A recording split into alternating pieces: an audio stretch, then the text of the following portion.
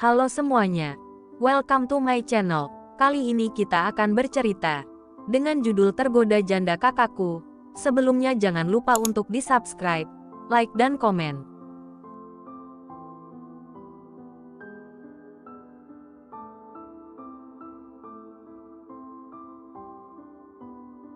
Episode 79, Bayi Prematur. Isabel merasa canggung ketika melihat Denny yang terus menatapnya. Tatapan itu membuatnya merinding. Dengan hati-hati, dia melangkah mundur dan membalikkan tubuhnya, berniat untuk pergi dari depan Denny. Isabel berpikir bahwa Denny mungkin tidak ingin diganggu olehnya, mengingat betapa tajamnya pandangan pria itu. "Tetaplah di tempatmu," perintah Denny. Isabel menghentikan langkahnya, dan dia merasa Denny semakin mendekat padanya. Denny berdiri tepat di belakangnya. "Kak, Tias sedang sendirian di atas," ucap Isabel. "Aku bilang, tetaplah di tempatmu sekarang." Pria itu terus menikmati pandangan kepada Isabel yang berdiri di depannya.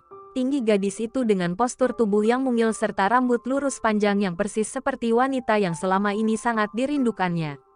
Dia sama sekali tidak menyentuhnya, hanya memandanginya dengan kerinduan yang mendalam. "Mama," bisiknya dalam hati. "Kak, bolehkah aku pergi sekarang? Kasihan Tias sendirian di atas," tanya Isabel. "Pergilah," ujar Denny. "Kak." Isabel menoleh ke belakang dan melihat ekspresi sedih di wajah Denny. Sungguh, Denny sangat merindukan ibunya. Meskipun ia berusaha keras untuk terlihat kuat, ada sudut hatinya yang menyimpan kerinduan mendalam pada sosok perempuan yang telah melahirkan dan membesarkannya.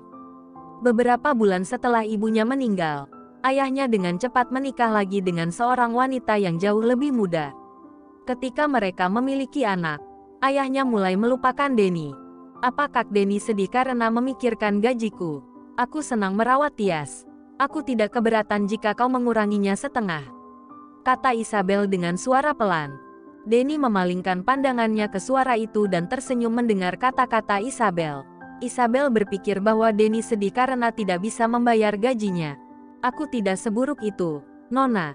Bahkan aku bisa menggajimu seumur hidupmu jika kau mau," ucap Denny. Isabel menaruh secangkir kopi di hadapan Denny yang saat ini duduk di ruang tamu. "Tapi menurut Kak Denny, aku hanya akan merawatnya sampai Mama Tias pulang, kan?"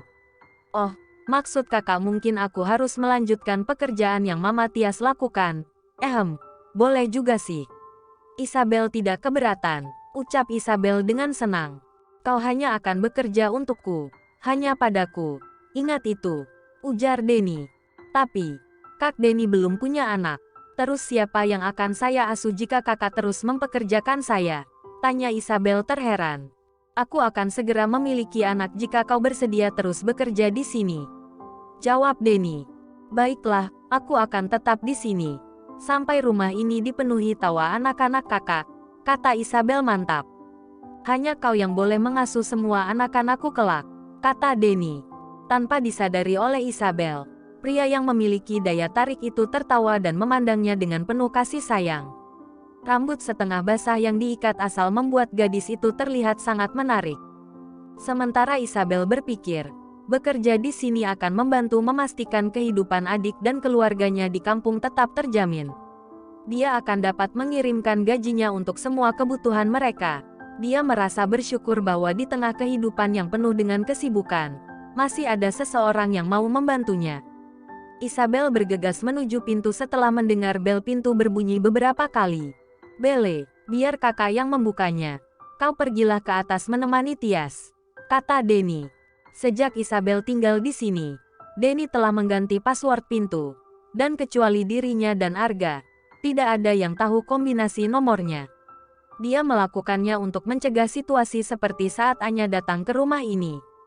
Selain itu, Arga selalu serius dalam ancamannya. Pria itu benar-benar akan membuatnya miskin jika mengetahui bahwa dia bermain-main dengan wanita di rumah ini ketika Tias masih tinggal bersamanya. Denny menatap malas pada tamu yang datang. Benar saja, salah satu wanitanya kembali ke rumahnya. "Hai sayang, boleh aku masuk?" tanya wanita itu ketika Denny masih berdiri menatapnya. "Tidak, bukankah kemarin aku sudah memberi peringatan pada kalian? Mulai sekarang jangan pernah lagi menginjakkan kaki kalian di sini," tegas Denny. Apa itu karena mereka? Wanita di depannya menunjuk ke arah tepat di belakangnya. Papa, Tias mau es krim. Terlihat Tias berlari mendekat ke arah Denny. Itu bukan urusanmu. Sekarang pergilah, ucap Denny dengan keras. Namun, wanita berpakaian seksi itu tetap bertahan di depan pintu. Dia tersenyum sinis melihat Isabel yang juga mendekat ke arah mereka. Kenapa selera kamu berubah sangat rendah? Gadis kampung itu pasti menggunakan anaknya untuk menjeratmu. Kenapa kau mudah diperdaya olehnya? Bisa saja gadis kecil itu bukan anakmu, ucap wanita tersebut ketika melihat Isabel.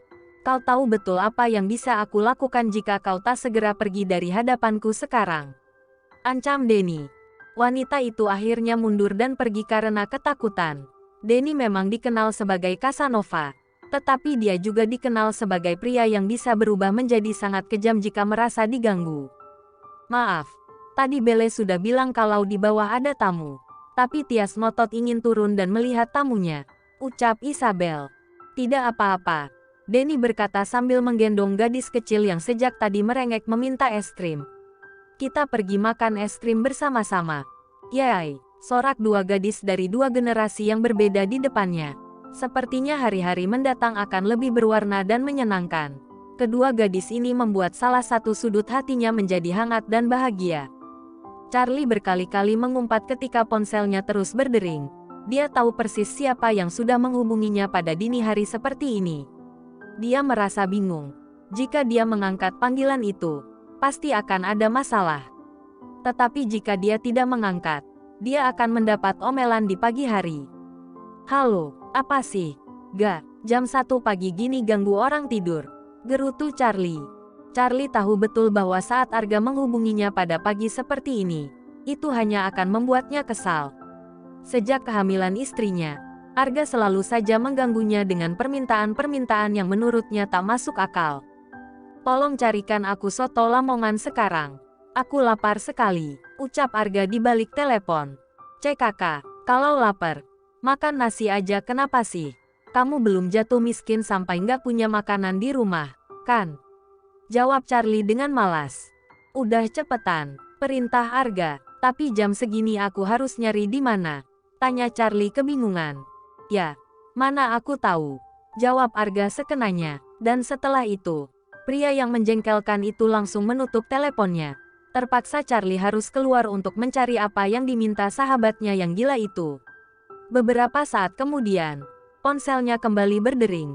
Apalagi sih? Gak, berisik pagi-pagi nelpon terus, ucap Charlie dengan malam.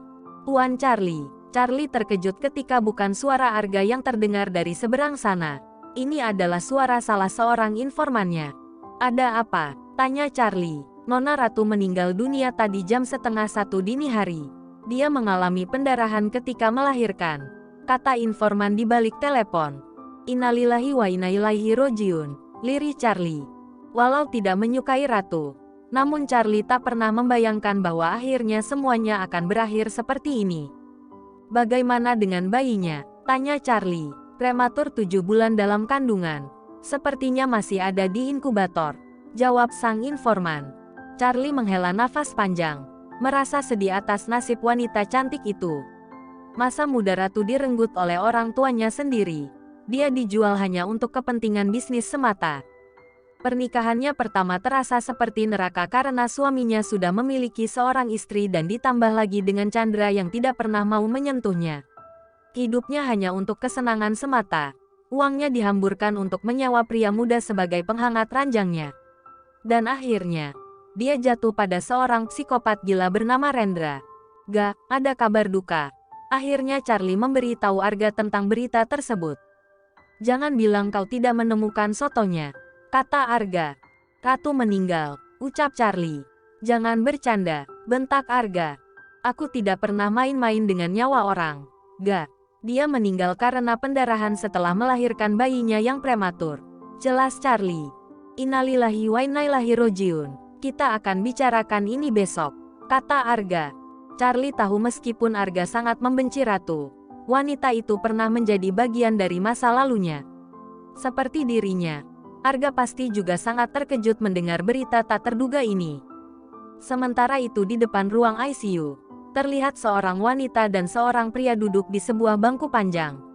Wajah mereka tampak sangat lelah dan khawatir. Apa Tuan yakin baik-baik saja menunggu di sini? Udara di sini sangat dingin. Saya takut Tuan malah akan jatuh sakit jika memaksakan diri. Ucap Maya kepada Rendra. Aku menunggu putraku. Maya menghela nafasnya. Pria angkuh itu terlihat sangat khawatir tentang anak yang belum lama dilahirkan oleh ratu. Padahal sebelumnya, ia tampaknya tak peduli dengan anak itu ketika masih dalam kandungan. Bayi laki-laki itu harus berada di dalam inkubator karena kondisinya prematur saat lahir.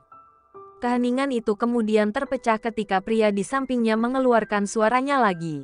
Apa aku akan menjadi ayah yang baik? Tanya Rendra. Tentu saja. Tuan akan menjadi ayah yang terbaik untuk dia. Jawab Maya menenangkan. Mereka menyebutku psikopat.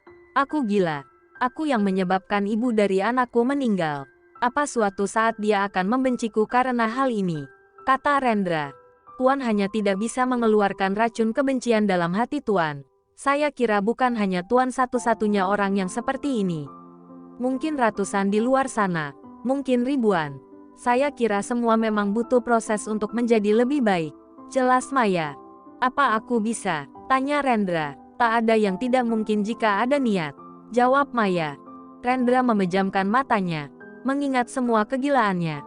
Dia berubah menjadi monster hanya karena sakit hatinya atas penolakan cinta seorang gadis. Karena keluarga gadis itu telah menindas hidup mereka. Api dendam di hatinya sudah membakar habis semua nuraninya. Dia terlalu egois dengan membiarkan tubuh renta ayahnya terus menjaganya sampai hari ini. Seharusnya dia yang harus menjalankan tugas itu. Dia yang harus menjaga ayahnya. Entah mengapa, ketika melihat putranya yang lemah di inkubator, hatinya sangat sakit. Kenapa bukan aku saja yang mati? Dia masih butuh ibunya. Dosaku sudah terlalu banyak. Aku tidak pantas menyentuh jiwa murninya. Kata Rendra merasa menyesal dengan apa yang dia lakukan. Hidup dan mati itu urusan yang di atas. Semua orang memiliki kesempatan kedua. Kesempatan untuk memperbaiki diri. Jika Tuan menyayangi dia, maka berusahalah menjadi pantas disebut sebagai seorang ayah. Kata Maya. Jika aku berniat memperbaiki diri, maukah kau tetap ada di sisiku walau aku sudah sembuh nanti? Pinta Rendra. Maksudmu? Tanya Maya. Aku ingin kau mendampingiku, tegur aku, nasihati aku, pukul aku jika perlu. Aku ingin kau berjalan bersamaku menuju jalan yang akan membawaku menjadi pribadi yang lebih baik. Menjadi ayah yang baik untuk anakku. Jelas Rendra, Puan.